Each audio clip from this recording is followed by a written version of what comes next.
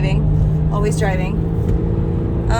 Sorry. I wanted to make a quick video about auras. Okay, so I had a question about auras. What is the aura? And then there's a lot of like stuff you can go into that will tell you how far out from your body it is and what the colors mean and all that shit. And cool, if you want to do some investigating about that, go right ahead. But the question was, what is the aura and how is it applicable to vampires? That was my question. Which, okay, sounds like a crazy question, but it's not at all a crazy question, like at all. So if you've done any like spiritual digging into the concept of vampires, because maybe you're a Twilight fan, or maybe because you're an Interview with the Vampire fan, or whatever, you love the concepts of vampires, and it's so old, the concept is so old, you don't know where it came from, there's got to be some kind of lore to it, right? And you're absolutely fucking right. Vampires was a thing from back in the day, like before written word and shit. People believed in vampires, right? But what it is now is a total perversion of what it actually was. Totally Hollywoodized and totally off. Like, so off from what it started. So anyway, that was the question about auric vampirism, right? So that's a thing. Auric vampirism is a thing. So, essentially, a vampire. Let's start with that. A vampire is a being that steals energy from you.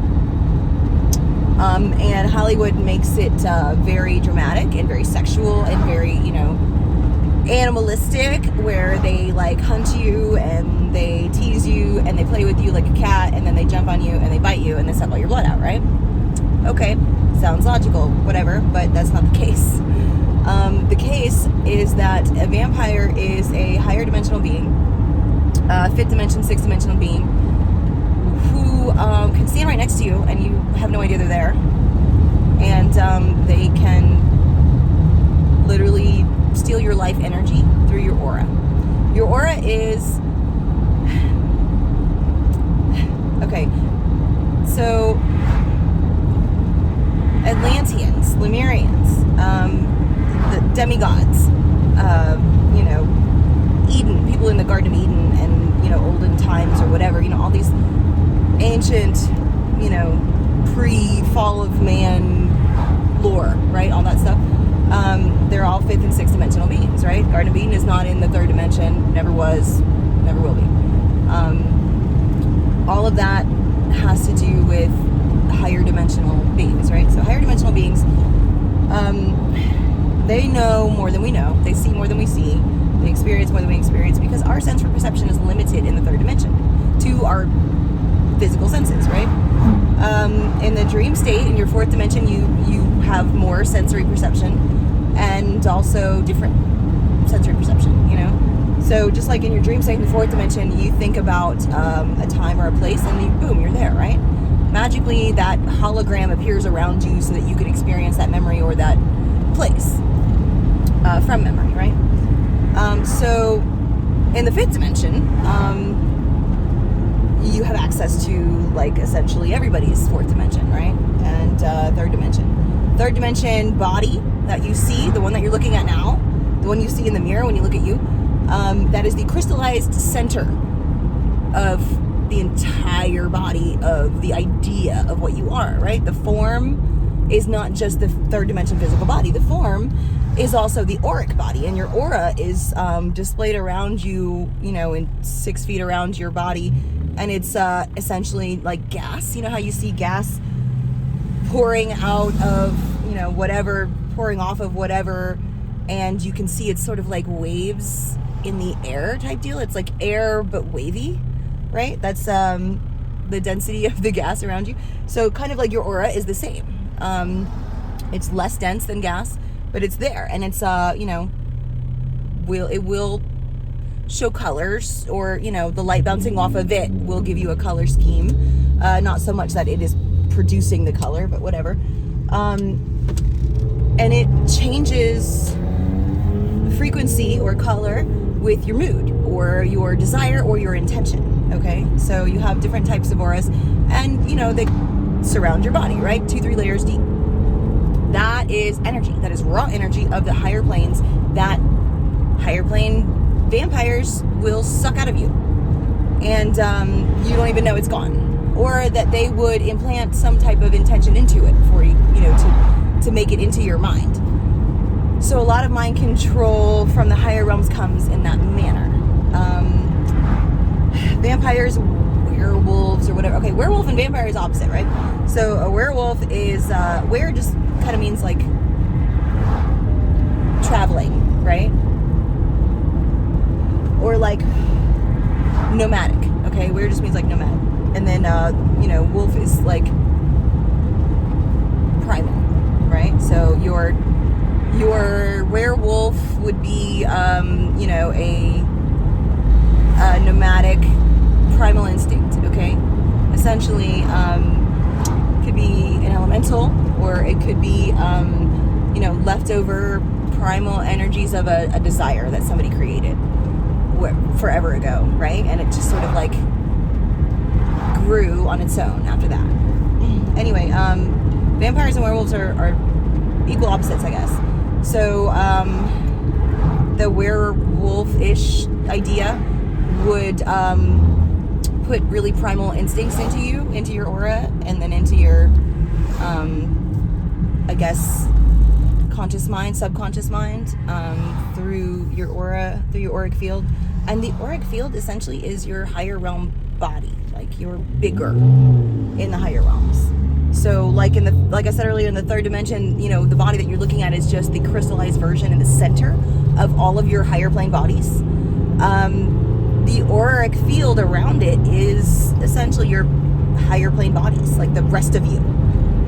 Like the rest of you.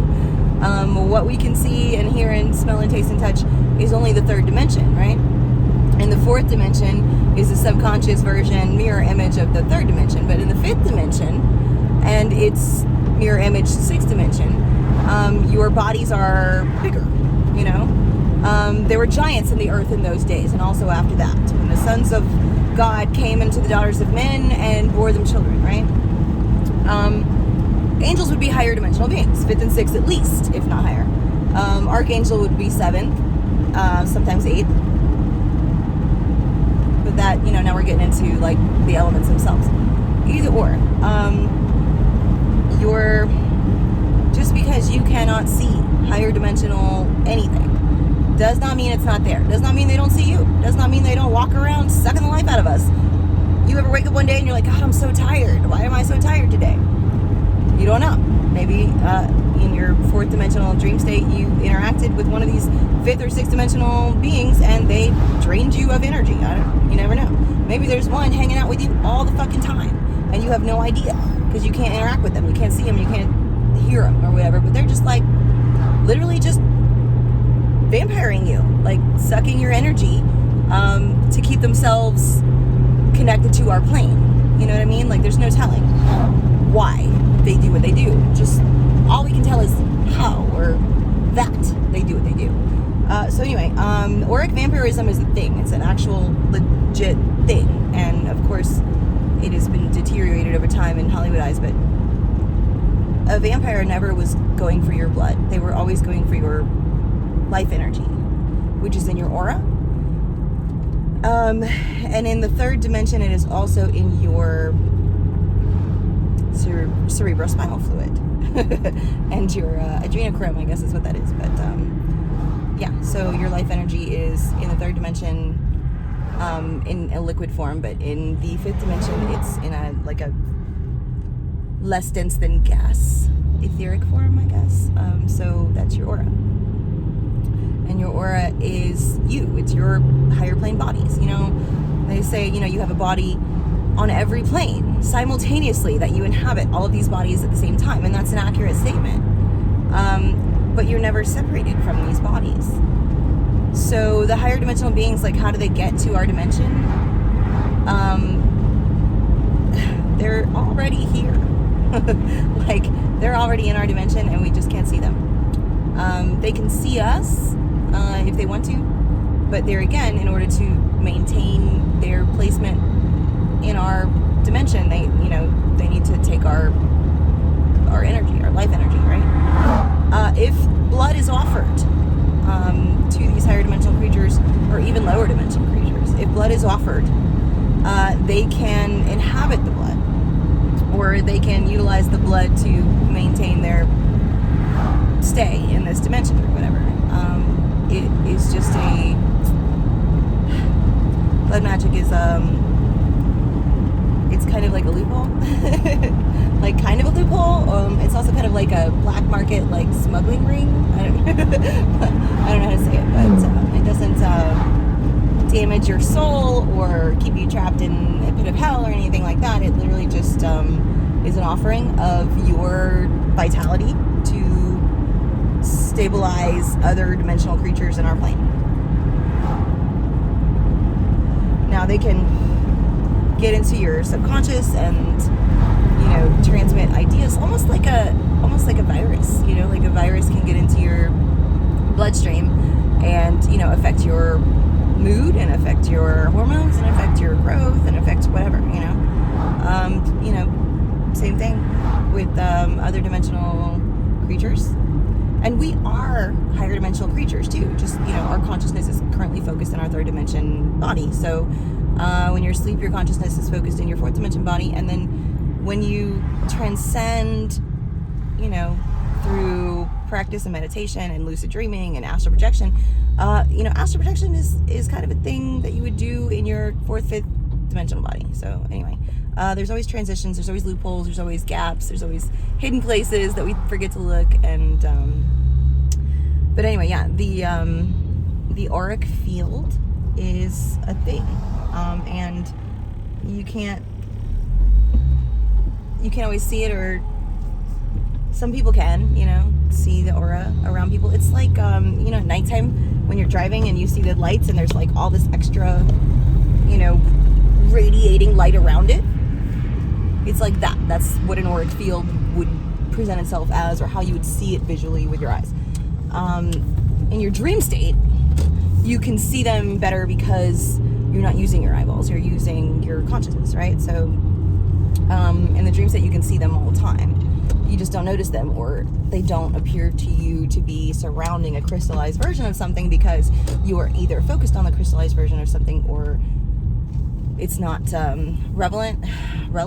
It's not relevant to what you're working on. So it's not something that your consciousness focuses on. Either way, auric vampirism is a thing, and there are charms and talismans and things you can do to protect yourself against it. But the main thing is that you become aware and that you protect yourself intentionally. Your spirit guides will help you as well, but and your spirit guides are generally just ancestors. So they can help protect you against that type of vampirism. But if you invite it, or if you spend a lot of time thinking about it, or if you are just in a really, bad situation and you don't protect yourself from it, or you don't think it's real or whatever, you open yourself up to it. So I don't know what to tell you.